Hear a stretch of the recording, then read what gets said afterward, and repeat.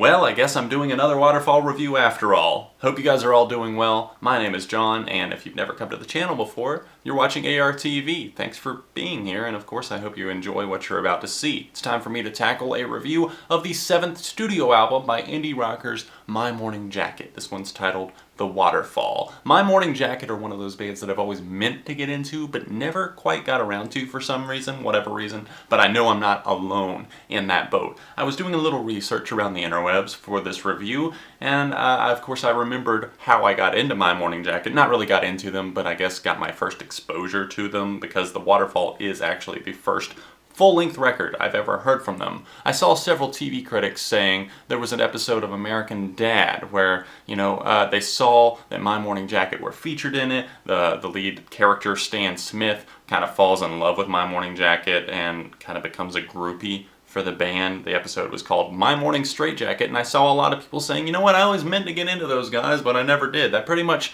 sums it up for me. And while I've never fallen head over heels for any of their singles, I've always kind of been intrigued and been like, you know what, that's on the list of things to check out. Enough procrastinating, I got to The Waterfall, and what kind of results did I get? Well, for the most part, I'm liking the ideas that they have here. I do have my reservations though. Does it stand up on its own, or does it merely live off of the successes of others and the inspirations that it draws from? I'm hearing everything from the bluesy rock of Jake Bugg to maybe some more of the electronics that feel like they were something straight out of the 90s. Some of the synth tones that I'm hearing here remind me a lot of the French band Air. That doesn't mean that this isn't an inspired work though, because there are plenty of things to like about this album. Hit play on track number 1 and you'll see right off the bat on Believe that Jim Jones, the lead singer of this group, is coming from a more positive perspective here, driven by some solid guitar riffs, some additional keyboards thrown in for extra texture. It may get a little bit repetitive and run just slightly too long for my personal taste, but in the long run those are kind of minor complaints. Some of the cuts kind of go for this big and bellowing feel, just almost an epic sense that feel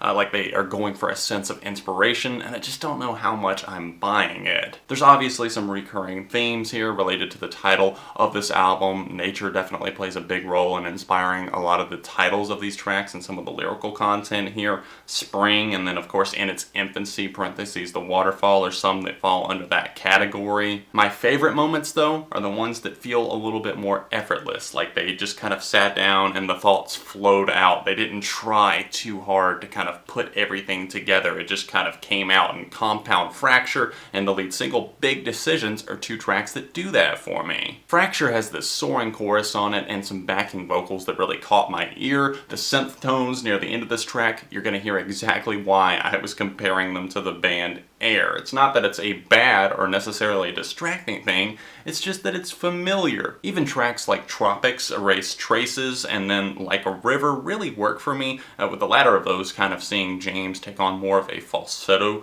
vocal approach. River just manages to be catchy without really doing a lot, which is really impressive. There's some light drums, a hooky vocal thing that James is doing on the track, the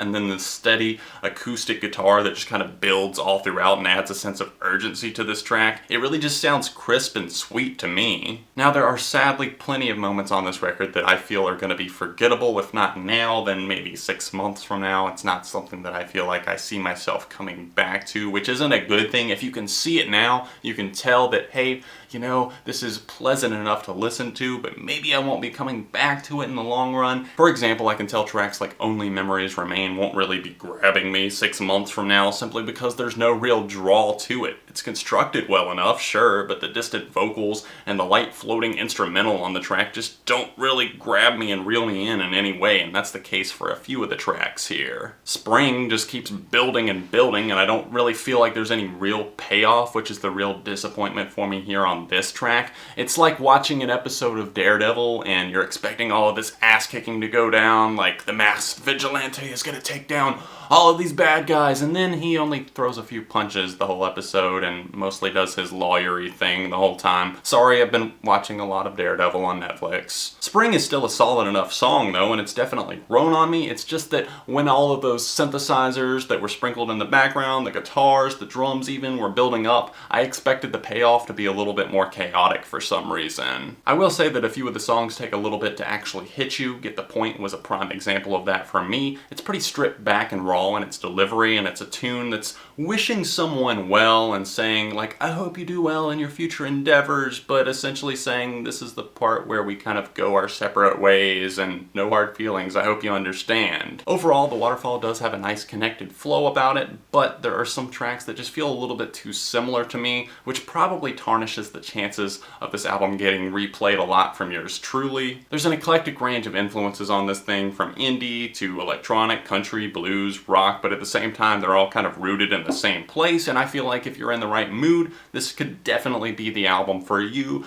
but if you're not, it could be kind of hit or miss. However, if you do give this album a chance, I think it will grow on you. It did so for me. Overall, I'm feeling a 3.5 on this album. Or if I could give this album, is a 3.25 even a thing? Let me know what you thought of the Waterfall in the comments section down below, and hit the like button while you're at it. Maybe subscribe to the channel, because friends don't let friends go unsubscribed. Trust me, I'm doing you a favor here. I'm in the process of moving. That's why there haven't been as many reviews, and there probably will not be until maybe the first week of June or so, once I get all settled in my new place. So thanks for sticking with me during another transitional phase, and of course, all of you who have just consistently watched over the years. I really do appreciate it. I will have another review up in a couple of days, and of course, as always, thanks for watching, and I will see you very soon right here on ARTV.